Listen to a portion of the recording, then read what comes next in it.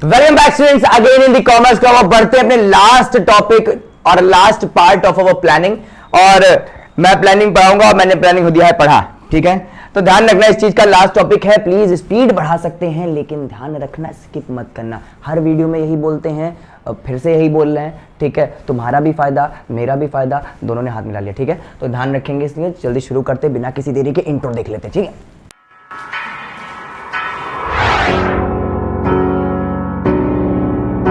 Okay students, आज के learning objective देख लेते हैं। तो सबसे पहला है हमारे पास टाइप्स ऑफ प्लान्स देखने को मिलेंगे आज हमारे पास, और उसके बाद देखेंगे steps of making plan. That means हम लोग टाइप्स ऑफ प्लान के बारे में पढ़ेंगे कि कितने तरीके के प्लान्स होते हैं हमारे पास, और उसके बाद ये भी देखेंगे कि स्टेप्स फॉर मेकिंग प्लान्स किस तरीके से हम लोग स्टेप्स हैं प्लान बनाने के, क्या क्या स्टेप्स होते हैं। ओके स्टूडेंट्स, बढ़ते हैं अपने इस टॉपिक पे। That means types of plan में इंट्रोडक्शन क्या लिखा हुआ है जरा सा देख लेते हैं। A plan is the commitment to taking a certain course of action to achieve specific goals. Depending on the use of the length of the planning period, plan can be categorized into following types. That means single use plan and standing plan. Simple कहने का मतलब क्या है कि हर plan को use करने का अपना अपना एक मोटिव होता है, और अपने मोटिव के हिसाब से प्लान की अपनी कैटेगरी बना दी गई है। दैट मींस एक बना तो सिंगल यूज प्लान और दूसरा गया तो स्टैंडिंग प्लान। तो सिंपल कहने का मतलब है कि दो तरीके के प्लान देखने को मिलते हैं, सिंगल यूज प्लान और स्टैंडिंग प्लान। सिंगल यूज मतलब एक बार यूज कर लिया और खत्म हो गया, ठीक है। और उसके बाद स्टैंडिंग प्लान के बारे में अगर हम लोग बात करें तो जो लाइफ लॉन्ग चलता रहता है, ठीक है। तो आप बात करते हैं सबसे पहले सिंगल यूज प्लान की। A single use plan is a set of instruction designed to handle one time only problem. It was created for a one time endeavour or event with an single goal in mind. Simple कहने का मतलब है कि जो एक बार में ही काम करना हो। दैट मींस जो once in a blue moon task आ जाते हैं, जो एक बार में ही साल में एक बार कोई ऐसा काम आया जिसके लिए प्लान बनाना पड़ रहा है। एग्जांपल के तौर पे a plan like this is made for the satisfy the requirement of a certain situation. एक छोटी मोटी सिचुएशंस या फिर एक पर्टिकुलरली स्पेसिफाइड सिचुएशन, उसको अगर हैंडल करना हो तो सिंगल यूज प्लान काम आता है। जो एक बार प्लान आ गया उसके बाद कभी काम नहीं आ सकता। क्लास 11 की स्ट्रैटेजी अलग थी कि आप जिंदगी में इसको दोबारा से रिपीट कर सकते हो, नहीं कर सकते। हर दिन की स्ट्रैटेजी अलग होती है, हर दिन का प्लान अलग होता है। आज का प्लान कल नहीं काम आएगा, कल का प्लान परसों नहीं काम आएगा।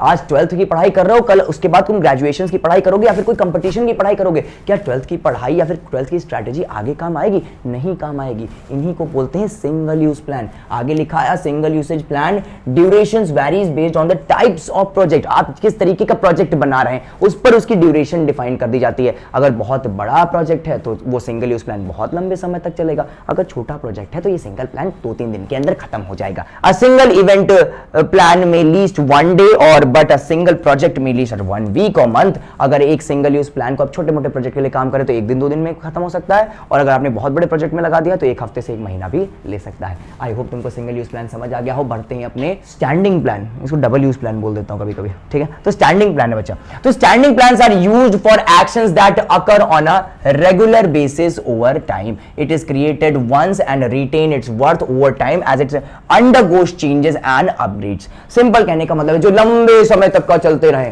ठीक है। मेहनत करनी है तुम्हें, हार्ड वर्क करना है और तुमको एक बहुत बड़ा आदमी बन जाना है, हाइट में नहीं पैसे में, ठीक है। तो सिंपल कहने का मतलब स्टैंडिंग प्लान्स हैं। स्टैंडिंग प्लान सिंपल कहने का मतलब क्या होता है? जो लंबे समय तक का तुम्हारा साथ निभाए, जिनमें थोड़े बहुत अपग्रेडेशन और थोड़ा बहुत मॉडिफिकेशन होना जरूरी है, क्योंकि भैया जो इन्वायरमेंट है वो डायनेमिक है, और इन्वायरमेंट डायनेमिक है तो एक बार प्लान बना के पूरी जिंदगी भर नहीं चला सकते, ठीक है। वो पुराने रिचुअल्स कब तक काम आएंगे? तो सिंपल कहने का मतलब थोड़ा बहुत मॉडिफिकेशन, थोड़ा बहुत फ्लेक्सिबिलिटी चलती है। आई होप तुमको स्टैंडिंग प्लान समझ आ गया होगा। It is created once and retains worth over time to time. बहुत एक बार बना दो, लंबे समय तक चलाओ, ठीक है। आगे देखते हैं। It is created once and then adjusted and needed to satisfy business requirement. Simple कहने का मतलब एक बार बना लिए जाते हैं, उनको बार बार मॉडिफाई किया जाता है अकॉर्डिंग टू द नीड, और फिर उसको बिजनेस में ही रिटेन रखते हैं, जैसे उसको बार बार चेंज ना किया जाए। लोग क्लैरिफायर है, उन्हें करना क्या है, ठीक है।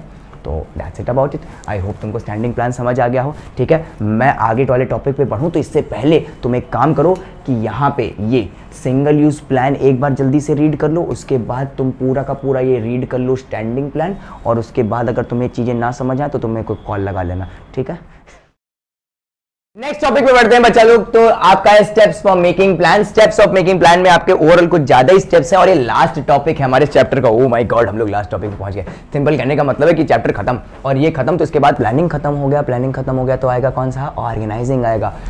ऑर्गेनाइजिंग पे मिलते हैं, ठीक है। अरे वीडियो खत्म नहीं हुई है, ठीक है, इसको खत्म करते हैं। मेकिंग अ प्लान, हाँ कपड़े चेंज हो गए क्योंकि शूट अगले दिन का है, तो ध्यान रखेंगे बच्चे। स्टेप्स ऑफ मेकिंग प्लान में सबसे पहले हम लोग बात करते हैं अपना सबसे पहला स्टेप एक प्लान बनाने के लिए।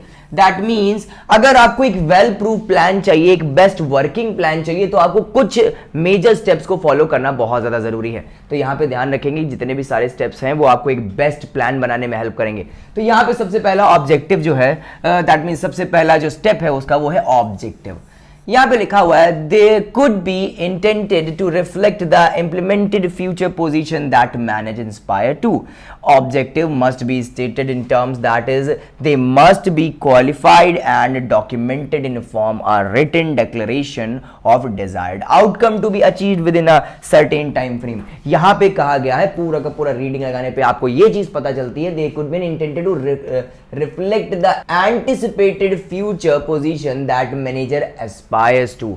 सिंपल कहने का मतलब क्या है कि अगर आपको एक बेस्ट प्लान बनाना है तो वो जो प्लान होने वाला है उसमें जितनी भी चीजें आपको करनी है वो किसी ना किसी ऑब्जेक्टिव पे डिफाइंड होनी चाहिए। कहने का मतलब बस इतना ही है, साफ से साफ, कि आपको हर प्लान के लिए एक ऑब्जेक्टिव, एक गोल की जरूरत होती है। आप मैनेजमेंट किस बात का करेंगे, आप प्लान किस बात का करेंगे, आप स्टेप्स कैसे फॉलो करेंगे, आप एक बार अपने आप को एनहांस किसके लिए करेंगे, आपके पास ऑब्जेक्टिव्स होने बहुत ज्यादा जरूरी है। If you aren't having any objective, ध्यान रखना प्लान बन ही नहीं सकता।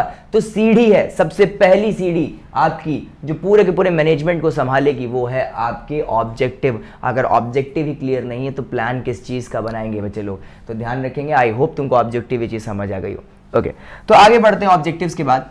ऑब्जेक्टिव से बाद यहां पे लिखा हुआ है नेक्स्ट जो है हमारा स्ट्रैटेजी। ऑब्जेक्टिव क्लियर गोल आ गया है, इसके बाद हम लोग स्ट्रैटेजी मेंटेन करेंगे। तो स्ट्रैटेजी में लिखा है strategy refers to the long term decision that define an organisation's direction and scope. Strategy का मतलब होता है ये एक डायरेक्शन होती है। मैंने गोल सेट कर लिया, अब मेरे को डायरेक्शन सेट करनी बाकी है। डायरेक्शन सेट करनी बाकी है, इसका मतलब क्या हुआ बच्चे, हर काम को अचीव करने के लिए बहुत सारे रास्ते होते हैं, जैसा मैं पहले भी बोल चुका हूं और पिछली वीडियो में भी बोल चुका हूं।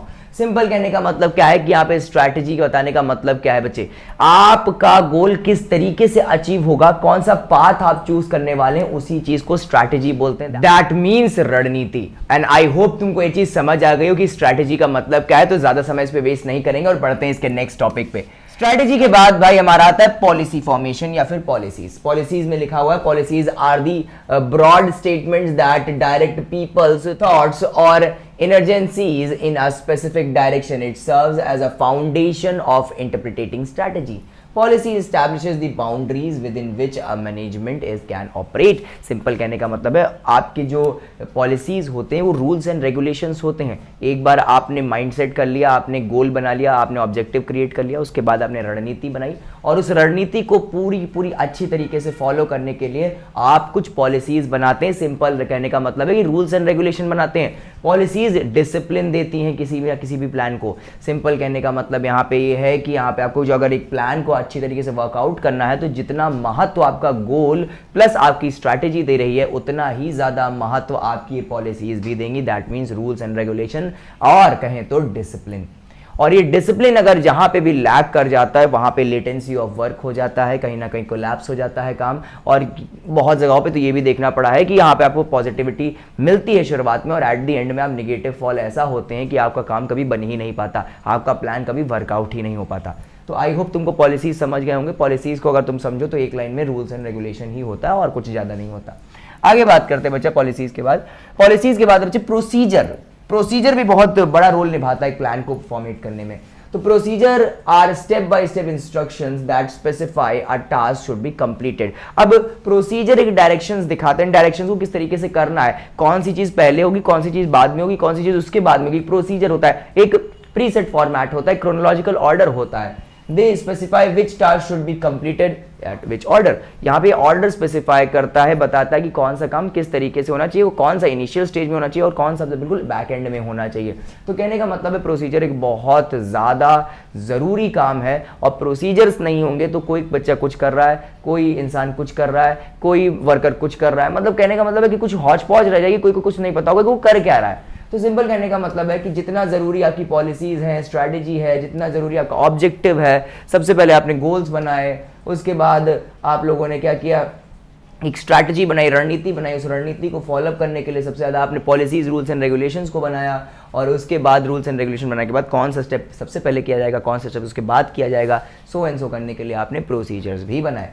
उसके बाद प्रोसीजर के बाद आता है हमारा अगला रूल। तो rule are specified statement that specify what should and should not be done in situation.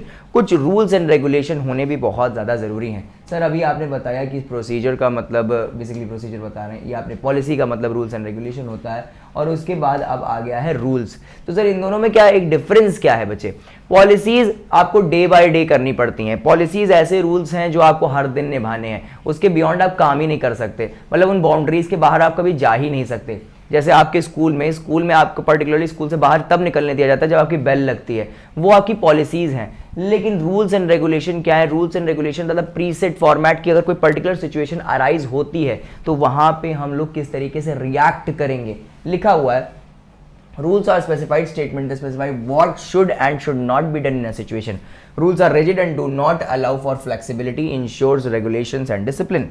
ध्यान रखिएगा बच्चे कि यहाँ पे जो रूल्स होते हैं वो डिसिप्लिन मेंटेनेंस के लिए भी बहुत ज़्यादा ज़रूरी होते हैं। जितना डिसिप्लिन मेंटेनेंस के लिए आपका प्रोसीजर होता है उतना ही कहीं ना कहीं लाभकारी रूल्स भी होते हैं। ये रिजिड होते हैं, इन्हें चेंज नहीं किया जा सकता, और ये स्पेसिफाइड सिचुएशंस में ही लगते हैं। दैट मीन्स कहने का मतलब क्या है कि आपको पर्टिकुलरली अगर एक ऑर्गेनाइजेशन में आप काम कर रहे हैं तो कुछ रूल्स एंड रेगुलेशन फॉलो करने पड़ेंगे। अच्छा, रूल्स एंड रेगुलेशन और फॉर एवरीवन, और जो पॉलिसीज होती हैं और फॉर द स्पेसिफिक टास्क। आपने कोई पर्टिकुलर प्लान बनाया है और उसके कुछ पॉलिसीज बनानी पड़ेंगी, कुछ आपको रणनीतियां भी बनानी पड़ेंगी, आपको ऑब्जेक्टिव्स भी बनाने पड़ेंगे, उसके साथ साथ उसके कुछ रूल्स एंड रेगुलेशन भी बनाने पड़ेंगे। सिंपल कहने का मतलब है, it simply says specified condition में किस तरीके से आदमी रिएक्ट करेगा वो कहलाता है रूल्स। आई होप तुमको रूल समझ आ गया हो। आगे बढ़ते हैं बच्चा, method describe the procedure, ways or managers in which a work can be completed considering the goal, choosing the right situation, save time, money and efforts. Method का मतलब ये है कि अब आपको एक ऐसा फॉर्मूला ढूंढना है,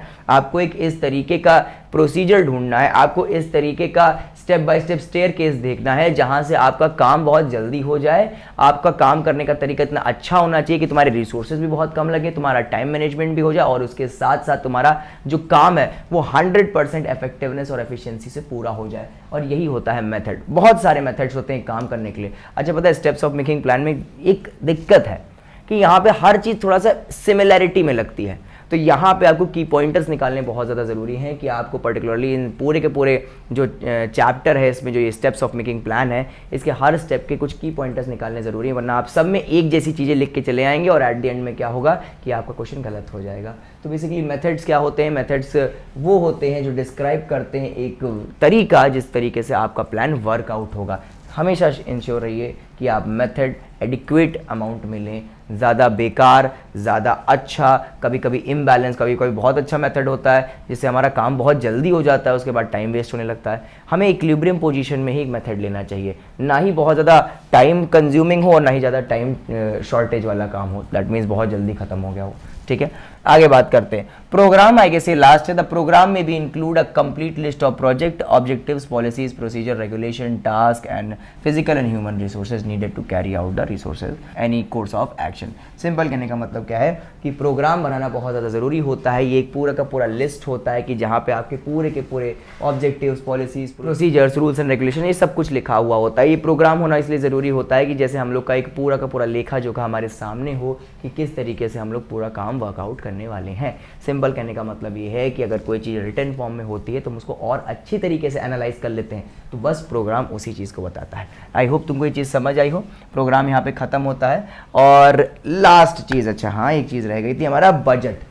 इन सारी चीज़ों को करने के लिए, कि प्लान इंप्लीमेंट करने के लिए बजट होना बहुत ज़्यादा ज़रूरी है। अगर हमारा बजट ही नहीं है तो प्लान पूरा का पूरा कोलैप्स हो जाएगा। तो बजट डिफाइनिंग भी बहुत ज़्यादा ज़रूरी है। Budget is a numerical description of expected result for a specific time in future, for example a sales budget, a production budget and research and development budget। आप जो प्लान बना रहे हैं उसमें कितना पैसा खर्च होने वाला है, क्या रिजल्ट मिलने वाला है, उस बिहाफ पे हमें यूटिलिटीज़ मिलेंगी कि नहीं मिलेंगी, आगे फ्यूचर में हम उसका क्या करने वाले हैं, उस पैसे का हम क्या करेंगे। एक तरीके से सारा का सारा एक फॉर्मुलेशन, एक पैसे का लेखा जोखा पूरा, कि आप पर्टिकुलरली इन सारा प्लान बनाने के बाद कितना पैसा कमा लेंगे, कितना जेब में जाएगा, कितना बढ़ जाएगा, ये सब बजट कहलाता है। और बजट होना बहुत ज़्यादा ज़रूरी है, क्योंकि अगर आपका budget he out of budget हो गया ना तो आपका प्लान पूरा वैसे भी कोलैप्स हो गया।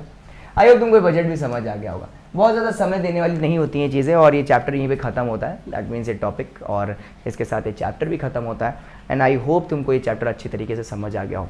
ध्यान रखिएगा बच्चा, आप लोग का और मेरा कोलैबोरेशन अगर बन गया तो बहुत अच्छे रिजल्ट्स आ सकते हैं। तो ध्यान रखिएगा, तब तक कीप वॉचिंग कॉमर्स क्लब, और हम मिलते हैं आपसे नेक्स्ट वीडियो में। इसके नेक्स्ट पार्ट तो बचा ही नहीं, अगले चैप्टर में। Have a nice day.